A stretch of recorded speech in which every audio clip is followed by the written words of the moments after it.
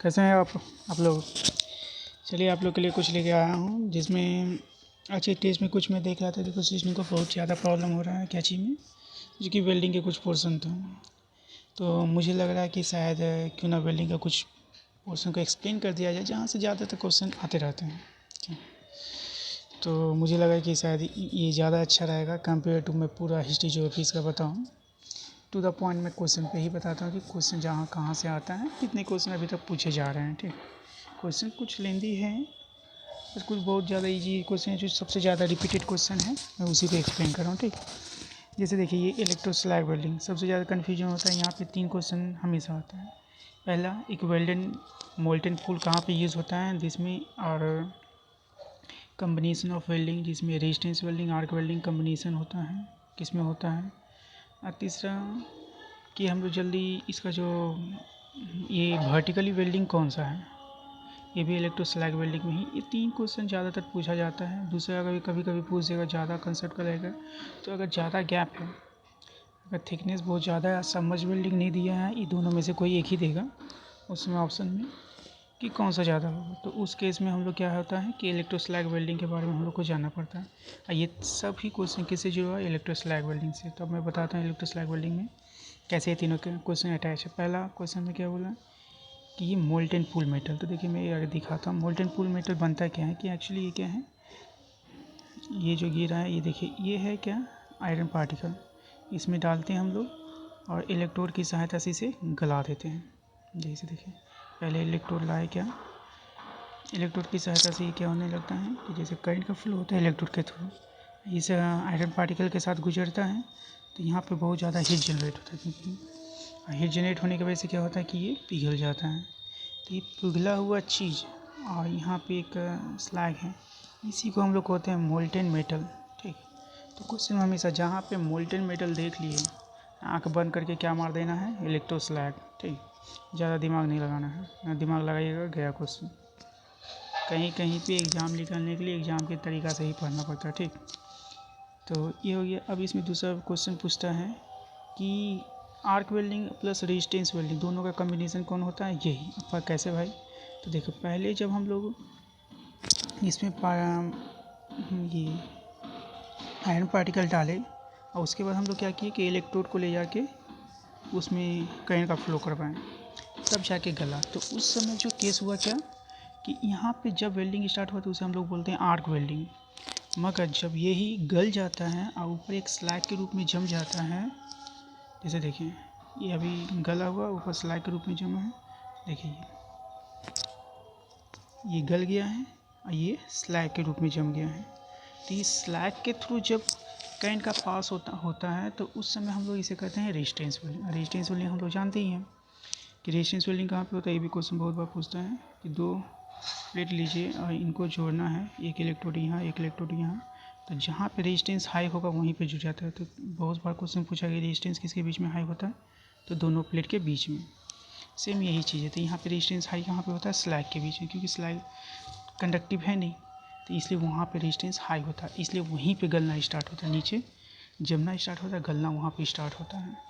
तो इसलिए क्या होता है, यहाँ पर रेजिस्टेंस वेल्डिंग होता है। ठीक है, तो ये कम्बिनेशन किसका हो गया, रेजिस्टेंस वेल्डिंग आर्क वेल्डिंग का। मोल्टन पूल किस लिए बोलते हैं, क्योंकि ये पिघला हुआ बहुत माने एक होता है कि पिघला जम गया, इसमें ऐसा नहीं होता, मोल्टन के तक गला ही रहता है। जैसे एक बोल दीजिए कि छोटा सा एक नाला बना दीजिए, वहाँ पे पानी की तरह छोटा सा नाला को कवर कर दीजिए बॉक्स में, और वो पानी जब तक गीला रहेगा उसी को हम लोग बोलते हैं मोल्टन मेटल। ठीक है, तो इस केस में वही है। ये 3 क्वेश्चन ज़्यादातर पूछा गया है। ठीक, तो ये तीनों क्वेश्चन का आपको सॉल्यूशन मिल गया। तो आँख में मोल्टन पूल आया, मार दीजिए आर्क वेल्डिंग। दूसरा ये combination of resistance and arc welding, मार दीजिए इलेक्ट्रोस्लैग वेल्डिंग। ठीक है, एक वर्टिकल वेल्डिंग, ये हमेशा वर्टिकल ही वेल्डिंग होता है, इसे आप पलट दीजिएगा तो सब गिर जाएगा नीचे। ठीक है, तो सब हो जाएगा चौपट। तो ठीक, अब दूसरे आते हैं हम लोग किसमें, इसका एक और एग्जांपल आपको दिखा दे रहा हूँ। ठीक, कहाँ पे होता है तो ज़्यादा अच्छा होगा।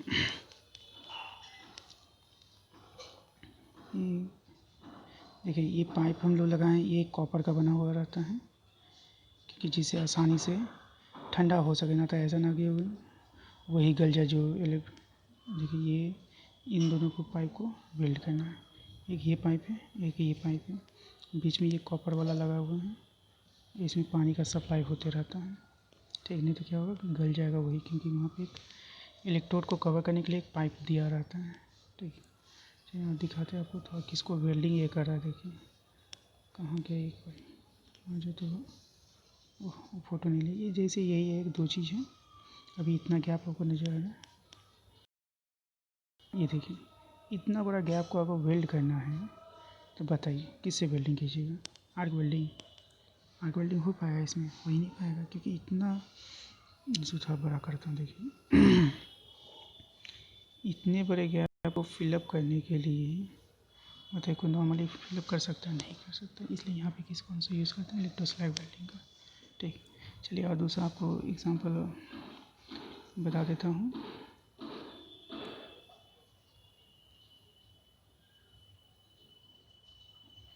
Thermite welding. थर्मिट वेल्डिंग में ज़्यादातर 3 ही एग्जाम्पल पूछा गया हमेशा, अभी तक 100 में 95% यही से क्वेश्चन आता है। पहला कि जो थर्मिट वेल्डिंग में है, एल्युमिनियम पाउडर आयरन ऑक्साइड का रेशियो कितना होता है? 1:3। हमेशा याद रखिएगा 1:3 होता है। ठीक, कहाँ पे यूज़ करते हैं? तो सबसे ज़्यादा एग्जांपल रेलवे ट्रैक का ही दिया गया है। तो इसका देखिए क्या है, रेलवे ट्रैक तो हम देख रहे हैं, इसी गैप को फिलअप करने के लिए कुछ नहीं, इसे आगे कवर कर देते हैं, इन दोनों का मिक्सचर दे के उसे पिघला के इसमें डाल देते हैं और उसके बाद जमा के निकाल देते हैं, काट फाट के खत्म। इसमें ज़्यादा कुछ है नहीं, बस यहीं से ज़्यादातर क्वेश्चन आता है थर्मिट वेल्डिंग का। अब देख लीजिए सबमर्ज्ड आर्क वेल्डिंग, उसी का है।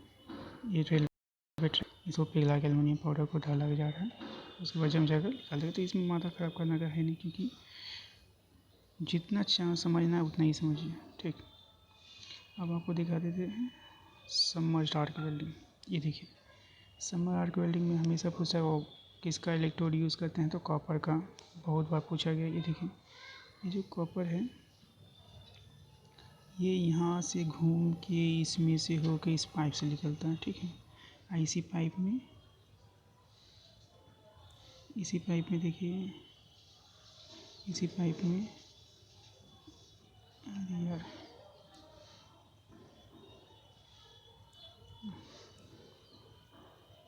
इसी पाइप में देखिए